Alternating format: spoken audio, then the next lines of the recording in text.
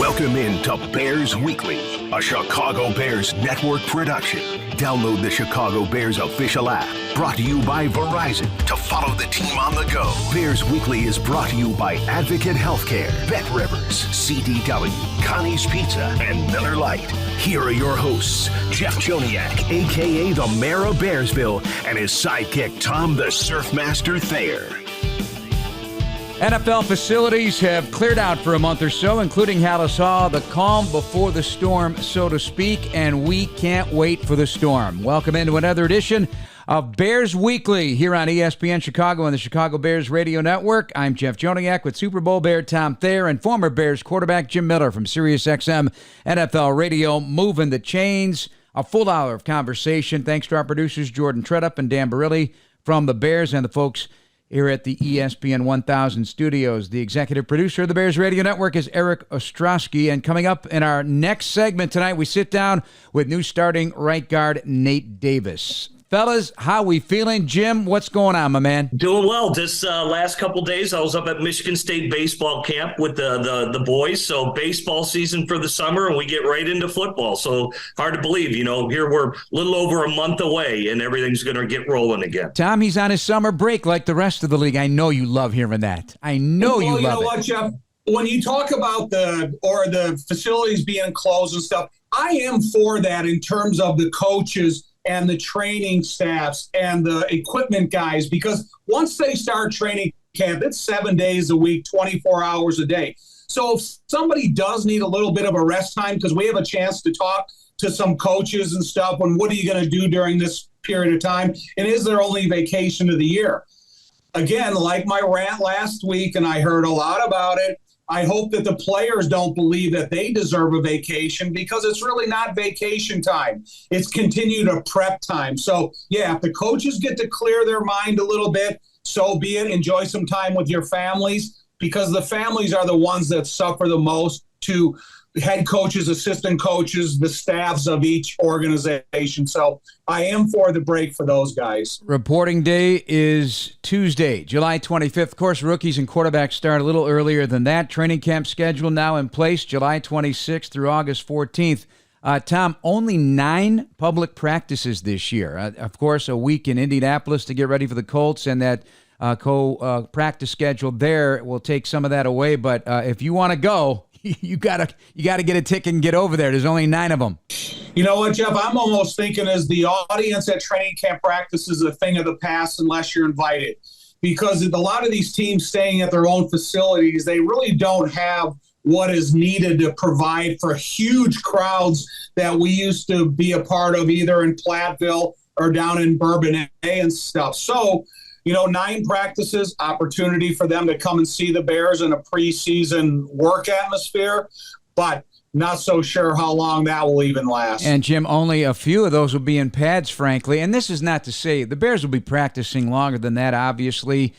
Training camp does have a finite number on it, but they continue to work. You think about it, the camp ends August 14th, but the season doesn't open until the second week of September. Yeah, you guys know how I feel about it, and I don't want to go on a rant like Tom just said, but, it's a shame, because to me, training camp, that was the only major sporting event that was open to the public, where, you'd be down in Bourbonnais and you get 28,000 fans that would show up to watch the Bears, and it's a very intimate atmosphere where you can get up close and personal and witness, professional football. No other sport offered that. And it's a shame that it's kind of going away, as Tom suggested, because there's only a finite amount of days. You mentioned 9 days that fans, maybe it just doesn't work out for them. How many people can get in there at Hallis Hall to begin with? Can they really service 28,000 fans that showed up in Bourbonnais? I would say no.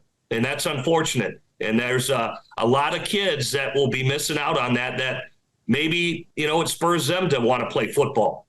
Some little boy who's 9 years old and goes to watch a training camp practice, because I know that's what inspired me as a kid to want to play football. And to me, it's a shame, because it was a very, to me, crucial and pivotal area where a team can connect with its fans. Well, you can get your free ticket at chicagobears.com/camp starting July 6th at 10 a.m.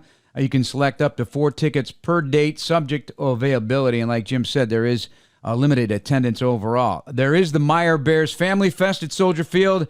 That'll be on Sunday, August 6th at 10:35 a.m. That'll be a big crowd opportunity there at Soldier Field. All right, so all the OTAs, mini camps, vet camps, all the signings for right now anyway, in place.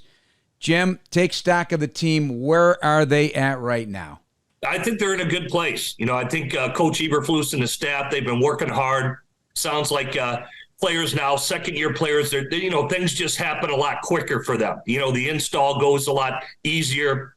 The new young draft picks, they're going through their indoctrination, so to speak, and I think they're going to get a lot of playing time as well. I think we know Darnell Wright most likely will be starting at the right tackle spot, so he's got to be prepared for that. He'll make his share of mistakes, no doubt, but it'll be a growth spurt, much like the players last year. As for the veterans, they should be feeling pretty good. They should be feeling very good of what's expected of them and what they need to do to execute and to win games, right? And so they need to be the crucial motivators of the continued growth for those young players. I still think and we know that they're missing some areas. I do believe they do need to add another pass rusher, and even Coach Eberflus has talked about that. So maybe a late addition or two is still going to happen come training camp.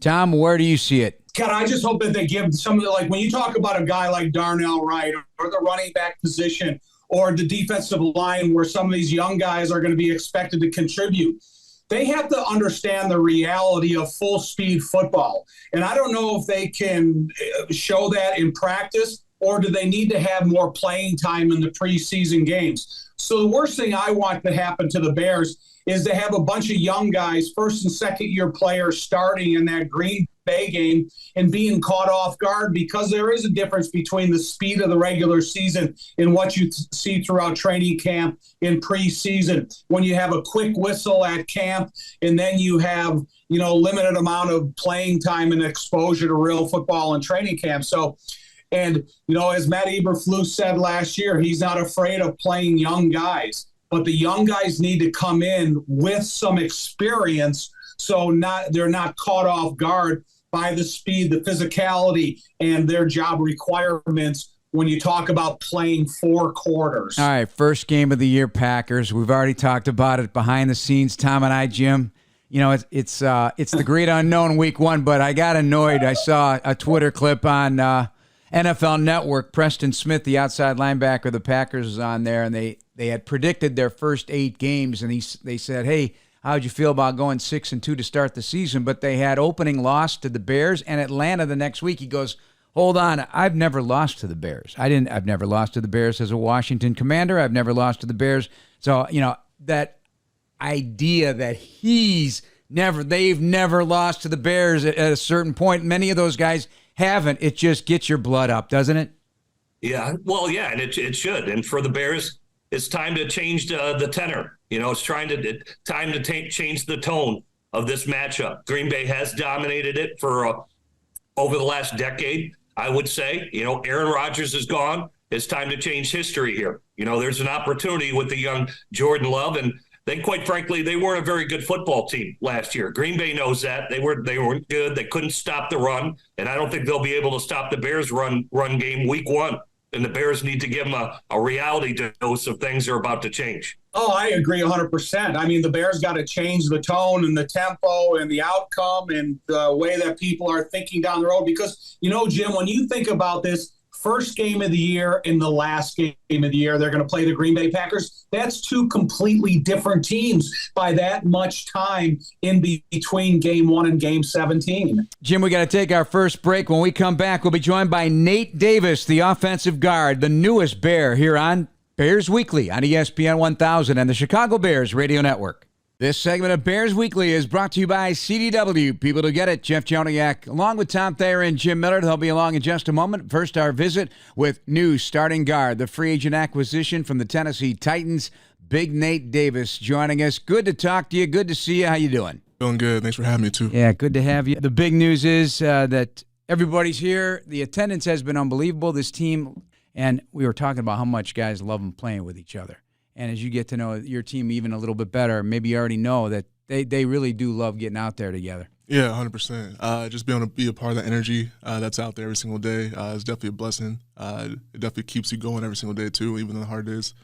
But no, it's a good group, a young group. Everyone's excited to see, what we can really put together and see what we can do for the season. That's the underline, right? A young group, and you're one of the vets on this team, man. It's there's not many guys in that 5 to 10 range of experience, and this is your 5th year in the league, so you're one of the leaders here. Do you sense that difference of a young team that really had to cut their teeth last year and learn some of the hard bumps along the way? Yeah, no, I definitely feel it. Coming from my old line, who I was a young guy, playing with guys who were 30s and stuff like that, and then switching over to the other side, I definitely feel it. But it's also a cool experience too at the same time. Just seeing the growth that the players have already had, seeing what they can accomplish too in this league is definitely exciting to be a part of. Jim Miller, who also works at Sirius XM NFL Radio, was a quarterback here in 2001, and he always would tell me, hey, we knew we were going to be a good team just in the weightlifting portion. And things were different back then, of course, in terms of the schedule, but these guys loved the weight room, and they were competing in the weight room. And so he wrote down on a piece of paper what he thought the record would be for the season. They shoved it in a drawer in the video director's office, and he wrote 13-3. Doggone it, the Bears went 13-3 in 2001, went to the playoffs. And then the 2006 team was coming off an 2005 season. They went to the playoffs, got beat by Carolina in the first round of the playoffs, but they came back a different bunch. No one really believed they were going to go to they went to the Super Bowl. I mean, I'm not saying all that could happen. I mean, it could, but do you get the sense from your experience from the time you got in the league, coming out of the University of Charlotte to where you are today, that a lot of that bonding that happens throughout the course of the offseason pays off later? Yeah, just the things we do off the field too, not just on the field. Just feeling, like I said, back to the energy thing. Mm-hmm. We're all just, pointing in the right direction, wanting to get better, wanting to compete with each other and push each other to be the best player we possibly could be. We are definitely in the right direction. We are definitely working towards the goals that we have. And when everybody's not pulling on the same rope, right? Right. 100%. I mean, it's pretty palpable. You feel it as a player. Yeah. What do you think you can bring? Forget about your on-field talent. Mm-hmm. Let's talk about Nate Davis, the man. Mm-hmm. What do you bring to that locker room that will help the Bears get to that next level? Yeah, I would say, not just off the field things with, how I treat my body to, meal prep and stuff like that, the little things, but just my mentality, the way I show up to work every single day, the way I do every single drill, the way just my mentality of trying to get better every single day. Hopefully, I'm not a huge loud guy, but I try to lead by example, and that's something I definitely take pride in. Hey, the little thing is no longer nutrition. It's a big thing, right? So if you're eating right, you're putting in your body, maybe guys will ask you, hey, what are you doing, Nate? I mean, does that happen in the locker room? Yeah, it's already happened. A couple guys have already asked, why do you do this instead of that, or why that? And then, explain those things. I have joined that too.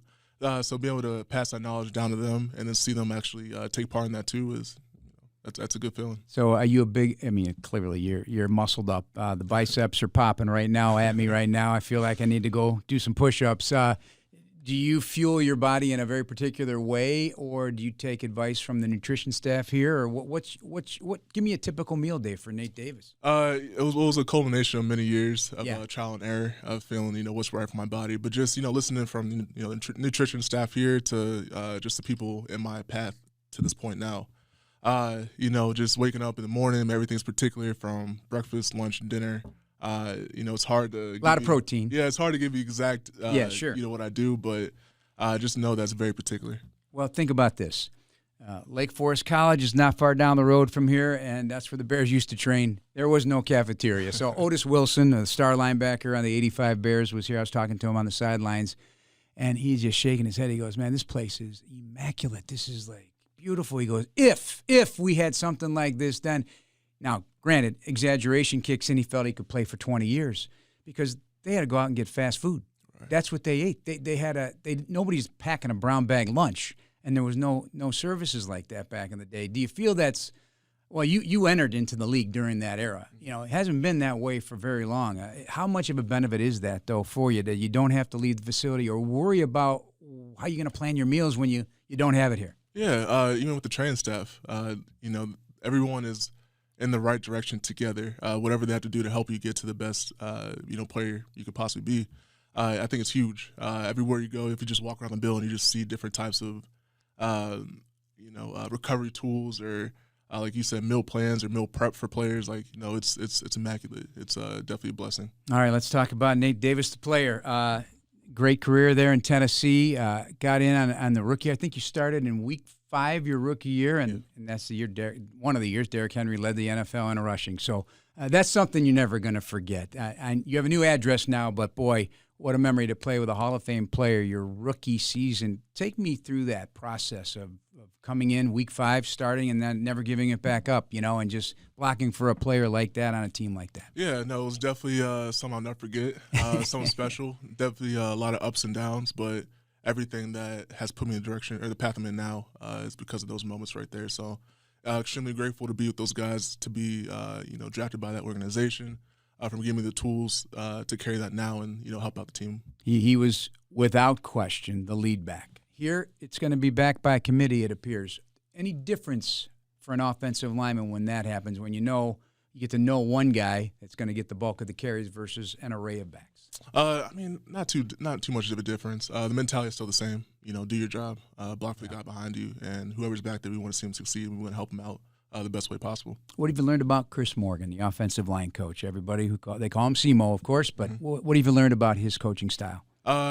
Very personable, which I love. He gets to know the player first he gets to know the man first before the player. And just the way he's able to speak to individuals, knowing how, he needs to be coached this way or this guy needs to be coached that way. He has a lot of he's been in the league for a while too, so he's seen a lot of things. So his perspective is very key for anything we do. Like I said a little bit earlier, but it's definitely the right thing for me to be with this coach. He's awesome. He presses the right buttons for Nate, huh? Yeah. I love to get to know the man first, and I believe the whole coaching staff, that's kind of their thing. I've heard this from multiple position groups, know the man first, because you do have to know what you're dealing with. I know maybe in the old days everybody got yelled at the same way, but there are different ways to do it. With that aspect of it, what is that connection like for you for somebody to take the time to get to know the man? Because hey, listen, you're a veteran, man. It's not like a guy just coming into the league raw. You know what you're doing, but they got to get to know you a little bit here. Right. It makes you take a step back a little bit. It's kind of like, wow, they actually, care about you. Yeah, he cares about me more than just the guy in the field with number 64. It makes you just want to do better. It makes you want to do more. It makes you want to, be the best person you could possibly be for the team, knowing that they care about you not only as a player but just off the field too. We get obsessed with, a guy gets drafted and you were a third-round pick. Year 1, get your feet wet. Hey, you get in there, you started the bulk of your year. Then year 2, you make that big, and then year 3 is your takeoff year. Now year 5, you're an established veteran. What do you see for yourself here in the next part? This is truly like the next phase of your career. If you're a really good offensive lineman, which you are, you're going to play in the league 10 to 12 years. Yeah, I have my own goals, and every single year I create new ones, and I know I have a lot of work to do still, and I'm excited for that process. I have the right people around me. Like I said, this coaching staff's amazing too to continue to push me. But yeah, I'm expecting for myself to be even better, to make another step or jump, as you will. So yeah, I'm excited. Are you a guy that writes down your goals, keeps them private, or how do you attack that? And are you willing to share? So I write them down. I keep it private. I'm just one of those guys who I'm not a huge like I said, I'm not a loud guy. Yeah. So I know what I need to do, and I'm gonna continue to work for that every single day. So when you say you're a loud guy, but you're a very personable guy, but are situations like we're having just a conversation right now talking about offensive linemen don't like talking about themselves often. Are you seem comfortable? Are you, or is it not your thing? I'm comfortable. Yeah. It's just I'm a guy who just leads by example. I'm not a guy who's just gonna start yelling and stuff like that. That's just me at the end of the day. Mm-hmm. So take me through what looks to be right now a young offensive line with some key veterans in it. Take me across the board what you've already learned. Let's start with the left tackle, Braxton Jones, and Tevin Jenkins on the left guard. First thing that comes to mind is hard workers. Their mentality, I was talking to one of my friends back at home. I was like, man, this guy is he can be special. Right. Especially like the left side in general, they could be special. They're young, they're hungry, they're asking all the right questions. They could be great. Simple as that. Braxton, I talked about this last week with Coach Mo and some other folk. He is so open about what he needs to work on, and you you could see it in his face. He's a genuine article. Yeah, that guy. He is. Center Cody White here. Yeah. Hey, whatever you ask him to do, he'll do it. I'll do it, right? Yeah, no complaints at all. I almost want to call him the workhorse. Every single day is the same guy. He's going to work hard, do the right things, communicate when he needs to communicate. Someone you can definitely lean on. Definitely decide that he's my center. Yep, and good to have two vets sitting right there next to, and then you get the rookie, Darnell Wright. First thing I see, wow, got some long, but so do you. See, people forget you have 33 and a half or 33 and a quarter inch arms as well, big long arms, but he's a big guy now. Yeah, that's the first thing. Spacey. Yeah, big guy, smart. He has everything you need to be a great right tackle in this league for a very long time. I'm excited to grow with him. I'm excited to see the progress he makes in this league. And we don't have time to get through the entire group, but it'll be some good competition come training camp. Don't you? There's competition going, obviously, for the swing positions and the backup interior jobs. And it's going to be a competitive camp. I have a really strong feeling about that. Those young guys that got to play last year now, they wet their beak a little bit, right? They don't want anybody taking their snaps. Do you get that feeling as we wrap up our interview here? Yeah, 100%. Competition is the biggest thing. We continue to push each other. We're all, it's not like a bad type of competition. It's okay, let's see what we can do to continue to push each other to see how great we could truly be at our position. And that's what you need in this game, especially the NFL, the highest level of football. It's got that competition. Well, I appreciate you being here. Hope you join us again sometime during the season, and great to have you being a Chicago Bear. Going to have a great time here. Yeah, I appreciate you. Thank you for having me. Thank you. Nate Davis, our guest. We'll continue on Bears Weekly here on ESPN 1000 Chicago and the Bears Radio Network after this timeout. Welcome back to Bears Weekly. Jeff Joniak, Tom Thayer, and former Bears quarterback Jim Miller from SiriusXM NFL Radio's Moving the Chains. Hey, you want VIP access to every Bears home game? Exclusive seating, sideline credentials, and more now available. Get the ultimate VIP fan package this season by visiting ChicagoBearsVIP.com. Jim, we heard Nate Davis. That was my one-on-one with him after the end of veteran minicamp. Bright guy, excited guy. Really, I love how he broke down the offensive line and the idea that he believes Braxton Jones and Tevin Jenkins have special in them. He's seen that already in the limited time working with him. Yeah, I think, Tevin really showed a lot last year when he was plugged in at right guard. Now he's making that move over to left guard. And Braxton Jones, we've said it, he graded out higher than any tackle who was drafted last year. And I know Olin Kreutz has been working with him. He's a young, bright, smart young man who's talented. So it's really up to him to take another big jump here in his second year. And I like Nate Davis plugging in at right guard. Why? Because that's a nice veteran to really help out a young right tackle in Darnell Wright. So to have that experience there, to work with a young player, and Cody Whitehair, we know, he's just been stellar since he's been a Chicago Bear. He's been versatile. He's a good leader, played all the positions, and now with a young quarterback looking to grow again here in Justin Fields, I think it's nice to have Cody Whitehair and his experience at the center spot. Tom, you're a right guard. Nate Davis, a right guard. A lot of similarities here as he moves in. You had a little experience under your belt when you arrived at the Bears in '85 and helped out that drive to the Super Bowl championship. What do you see from Nate, and what do you suspect he'll bring to the table here as a veteran coming in free agency? I got to say, I was really impressed the first time I got to see Nate Davis, because this guy, he looks the part. He looks like you want an offensive lineman to look. Thick, big, and strong in the lower body, in a big, strong upper body. This is what I want out of Nate Davis, Jeff. And you and I have talked about it a little bit over the last couple of weeks. Who's the alpha male in this locker room? I need Nate Davis from the day he puts on his full pads and helmets in the beginning of training camp. He's got to be an alpha male. He's got to change the whole mentality of that offensive line. Tevin is still growing into that. Braxton Jones, everything we heard out of him in the podium throughout the early portions of his career, he's got that type of intelligence. Jimbo Covert walked in day one as an alpha male on this football team, and I think Darnell Wright can do the same thing. However, they need to have an example. And when Jim brought up Olin Kreutz in the past, he was as alpha male as you could possibly get. But that's what Nate has to be. Day one, not month one. He's not a big talker, though. He's not a vocal guy. Is that okay?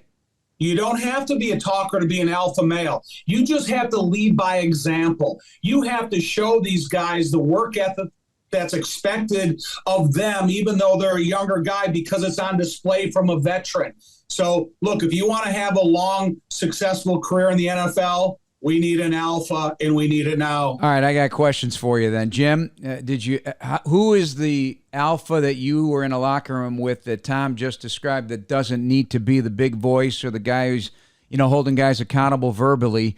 They just go out there and play ball, and they have that professionalism that is attached to their athleticism. Who comes to mind? Well, I played with a ton of guys. Dermontti Dawson was that way. He wasn't a big talker. He just went out and played, and he was the most athletic guy, and he dominated. He showed how dominant he was, and people knew not to mess with him. Olin was obviously that way. And, again, you can go out and show it, and players see it on the tape.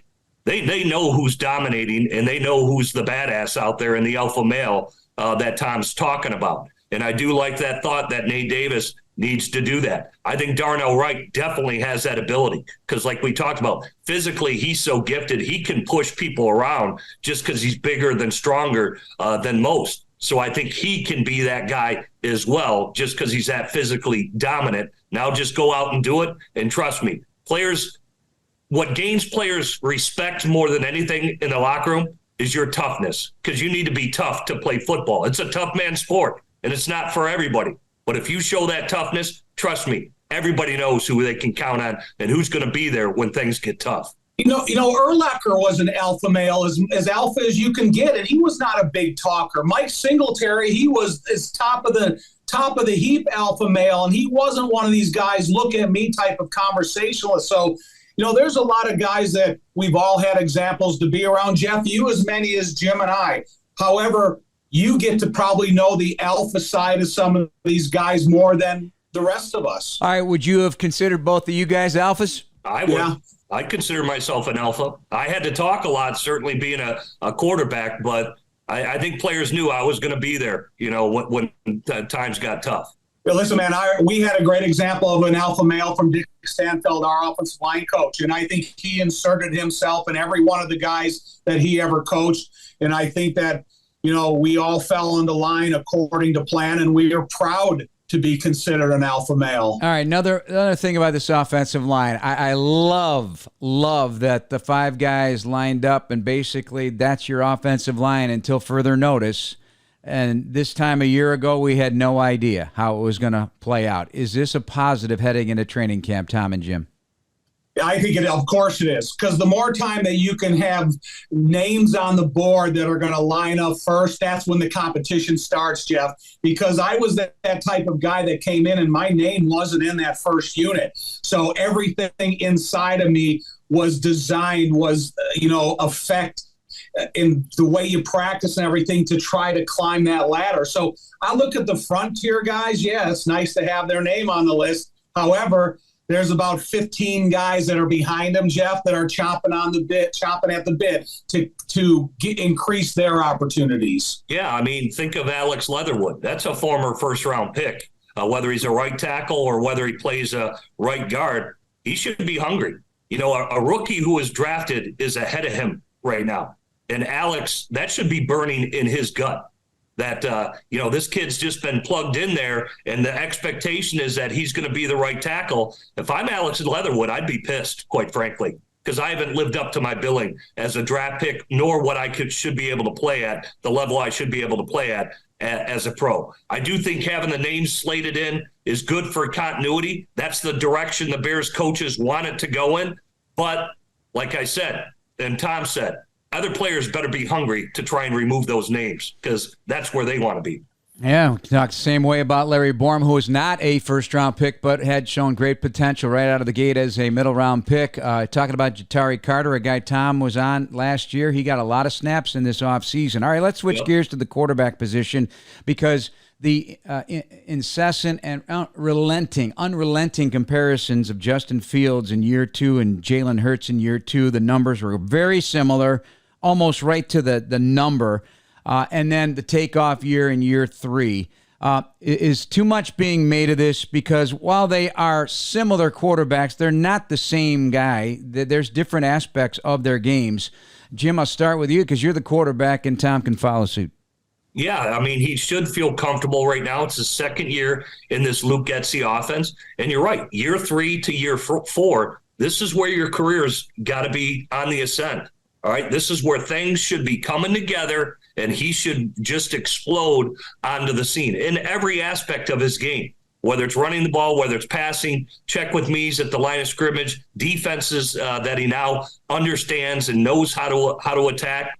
And so, like I said, I threw out pretty modest goals for him last week. Throw for over 3,000 yards, cut the turnovers in half, cut the sacks in half. All those things should happen because it's coming together mentally for Justin Fields. He's got all the talent in the world. Now it's time to do it. You know, to me, Justin just has to play better as a quarterback. He has to do the thing that Jim just said. You got to decrease your running yards. You have to increase your passing yards, decrease the amount of sacks you take. But this is not a one-man job. This is a supporting cast job. You look at what Philadelphia offered Jalen Hurts when he went there to be that quarterback that's getting better. Your whole team was getting better. Well, they certainly did get better with Jalen. We expect the same with Justin. Another break ahead. This is Bears Weekly on ESPN Chicago and the Bears Radio Network. This segment of Bears Weekly is brought to you by CDW. People to get it. Jeff Joniak, along with former Bears, Tom Thayer and Jim Miller. Good to have you alongside as we begin the quiet part of the NFL season. It's probably the only month of the year. But wait, the league will come up with something. I mean, there's so much out there, so much conversation. It's endless. I want to talk about Darnell Mooney, Tom and Jim. Darnell Mooney working himself back. I saw him last week.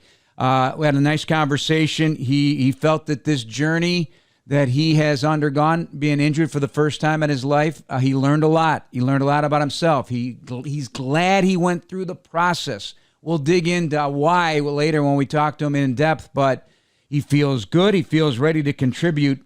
He had that ankle injury week 12, so cut his season short a year after being a 1,000-yard receiver. Tom, what are your expectations for Darnell Mooney post-injury? You know, the most important thing about Darnell Mooney is he's got such a determined work ethic that he's going to be able to overcome injuries and become a better wide receiver in developing the relationship that Justin feels that they already have in place. I don't know what type of conversation we'd be having about Darnell Mooney if Chase Claypool was coming off of one of the best off seasons in the history of his young career. I know they're probably not two of the same guys at the same position.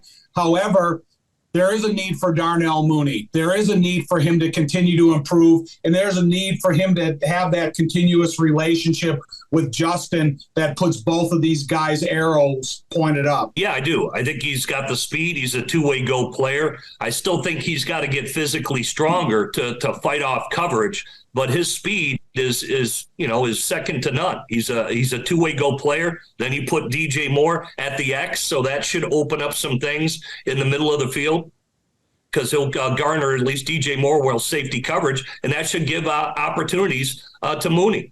You know, it's to be injured and come off injury, he should be a very hungry player. He knows what he wants to accomplish in the National Football League, and I think he'll be a complimentary piece to be able to do that. I always used to poke my head into the door of the receivers room, whether it was Bobby Ingram or Robinson or Marty Booker, you name it, whoever was in that room. I said, whoever gets open gets the rock.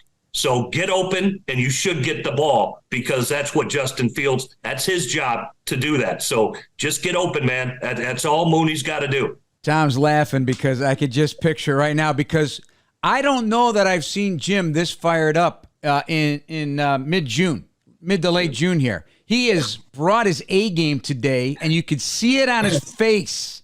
If you get open, you're going to get the ball, period, the end. So do your job. I'll do my job. Let's get it done. Period. You know, Jeff, one thing real quick is last week you said, hey, go back and look at that speech by Mike Tomlin that he was giving the Pittsburgh Steelers. Yeah. But this is what I want to make a point of.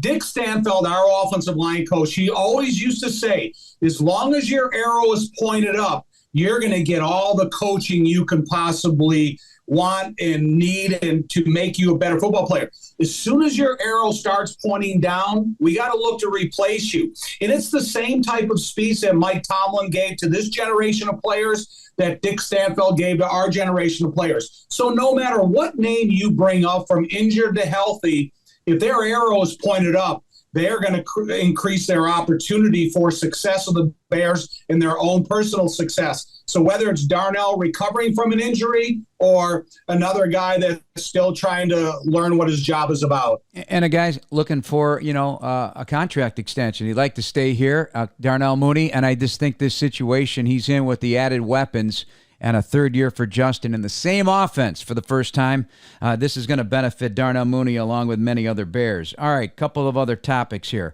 I just saw this earlier today. I didn't realize this, but according to Pro Football Focus, Cole Kmet had the most run-blocking snaps of any tight end in 2022, and he had a good run block rate according to PFF, top 7 in the league. Does that number shock you, Tom?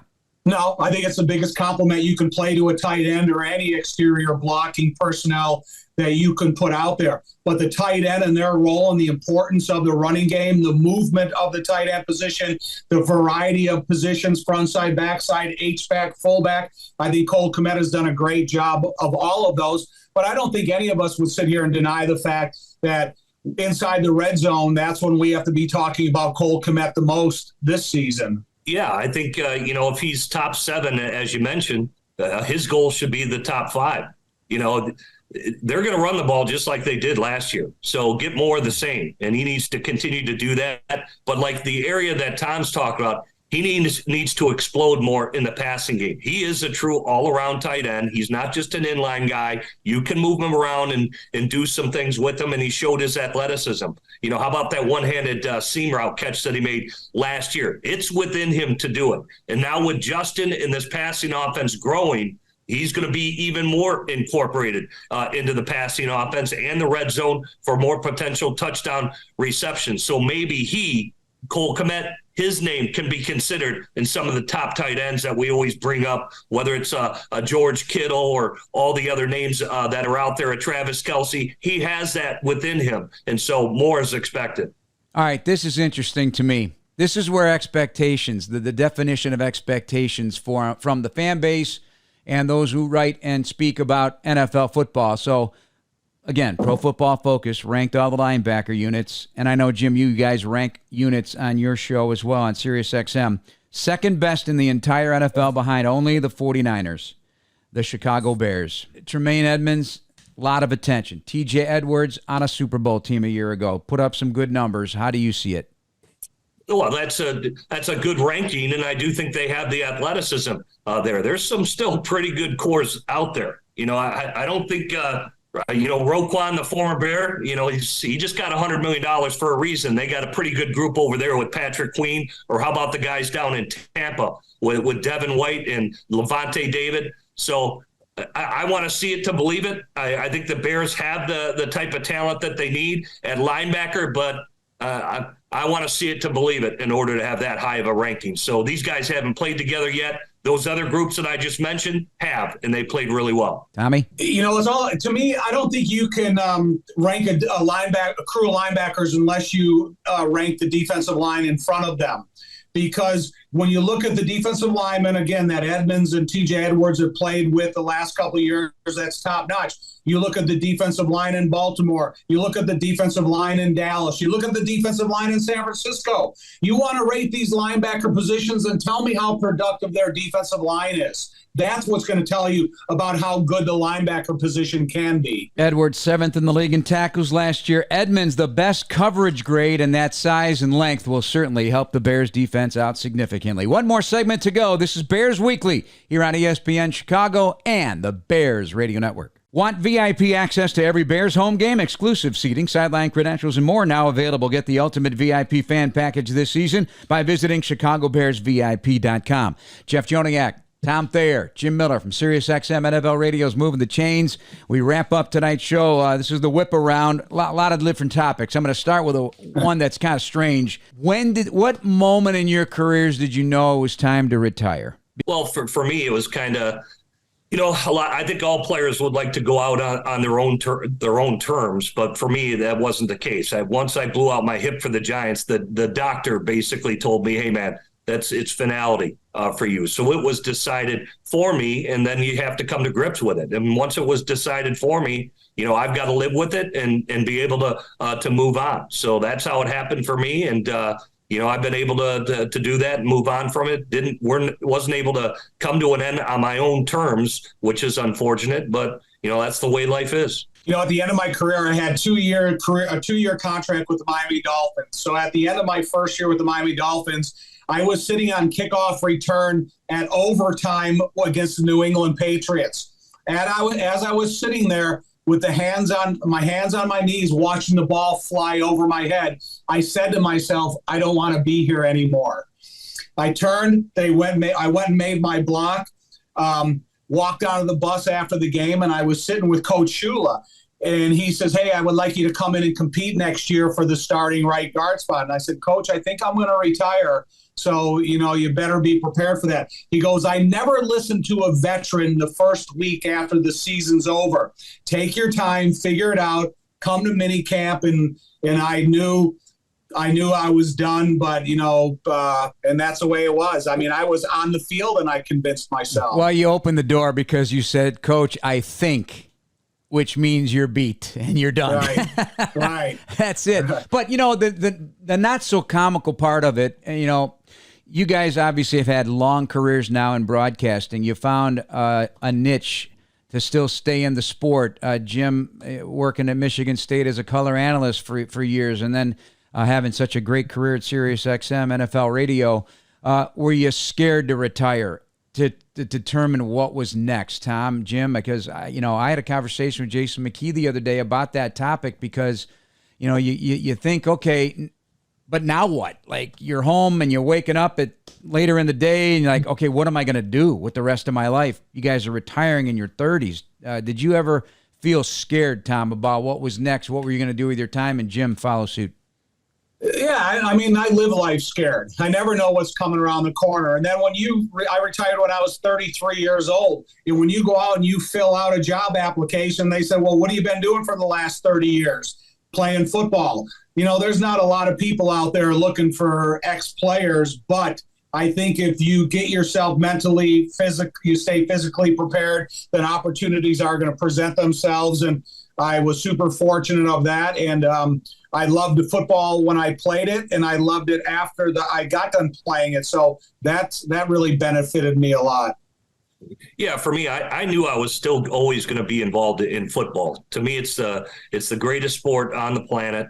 I wanted to be connected with it, whether it's coaching or through the NFL at the league offices or doing what I'm doing right now. And I really got intrigued with the media side of it because you can break down football to listeners out there to really inform them and just make them more informed football fans. So I'm a lifer. Hopefully I can do this for many more years because I enjoy it so much, but I'll always be involved in some capacity. I love football more than anything, I swear. I am addicted to it. And so I was coming home from Des Moines, Iowa, where my mom celebrated her 85th birthday over the weekend. And I was coming home and I had Super Bowl, one of the Super Bowls on, the early one, Super Bowl III, I think it was, just on through my YouTube, through my car. I wasn't watching the game, Tom. Don't worry. I was keeping my eyes on the road. But, you forget about some things because, and a lot of fans may not remember some of these things, but back in the day, before the headsets and before coaches had a certain amount of time to give the play call to the quarterback in his headset, or the defensive calls were coming in for you had messengers. And it struck me because it was Dallas. It was Mike Ditka for Tom Landry running the plays in. The tight ends were the messengers. Who were your messengers, Jim and Tom? And a guy coming off the sideline, coming into the huddle and giving you the play. Did that not happen in your NFL career? That never happened in my NFL career. Okay. So we would either signal, and then, of course, they came up with the headsets. But that would take you back to, for me, high school, where they have a messenger, which is typically, for us, it was the running back position because we alternated running backs where they'd come in, they'd tell me the play, and I'd call the play. We'd go up there and run the play. So for me, that goes back to high school. And then in college, it was always signaled. So we had a messenger that way until they came up with the headsets, which really was probably my second year in the NFL is when they came up with the headsets. Tom, I need stories. I mean, on every one of our, every interchangeable guy, whether it be Emery Moorhead, Tim Reitman at tight end, Dennis Gentry, Dennis McKinnon, Kenny Marjoram, Willie Galt at the wide receiver position. Every once in a while, you get Calvin Thomas coming in for Matt Suhey and vice versa. So any interchangeable body outside of offensive linemen with the Bears, they were eligible to be a messenger. And so according to the down and distance, according to the formation we were going to use, or the personnel grouping, that's how really they got handpicked from the sideline. That's why if you ever see an offensive coordinator from our era, Ed Hughes or Greg Landry, you see about 5 or 6 guys that are walking everywhere with him and staying in just within a quieted tempo of how he wanted to call the play. Did the plays sometimes get a little screwed up when they got to? Did they forget it?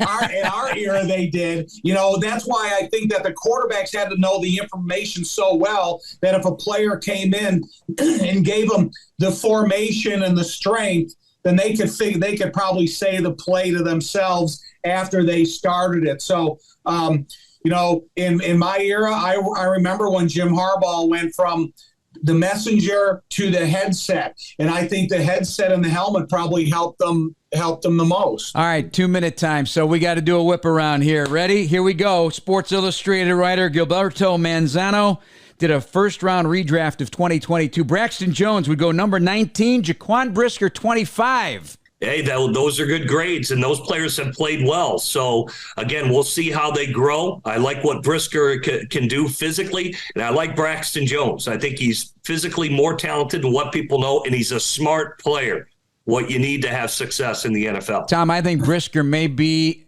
the way he walked around the practice field during this offseason, he's ready to go. I think he's going to have a huge year. Yeah, those redrafts are a bunch of baloney anyways. I just think that you see great football players, whether you're drafted in the 5th round or the 2nd round, or you're a free agent like some of the guys that we've come across in our career. All right, Tom, there's a football player, 4-star quarterback Austin Simmons. He's skipping his final 2 years of high school. Major great GPA. He was homeschooled. He's joining Ole Miss's football program this summer at 17. That's according to Barstool Sports. Do you agree with this idea? I do not. You look at guys like Marinovich that were raised, by their father to be a football player. It guarantees you nothing. So I would rather see him grow up and mature a little bit more. Jim, where will Danielle Hunter wind up and Dalvin Cook? I think Dalvin's going to end up with the Miami Dolphins is where I think he wants to be and where he'll strike a deal. Danielle Hunter, who knows? He could even be a Bear. Oh, boy, we end the show on exclamation point right there. That's going to do it for us. For Jim Miller and Tom Thayer, thanks, Nate Davis, and our producers. That's all the time we have. This is Bears Weekly on the new radio home of the Bears, AM 1000 ESPN Chicago. We'll talk to you next week. Thank you for listening to the Chicago Bears Network presentation of Bears Weekly, hosted by the Mayor of Bearsville, Jeff Joniak, and Surfmaster Tom Thayer. Podcasts are available on the Chicago Bears official app. Brought to you by Verizon and Apple Podcasts. Bears Weekly has been brought to you by Bet Rivers and Miller Lite.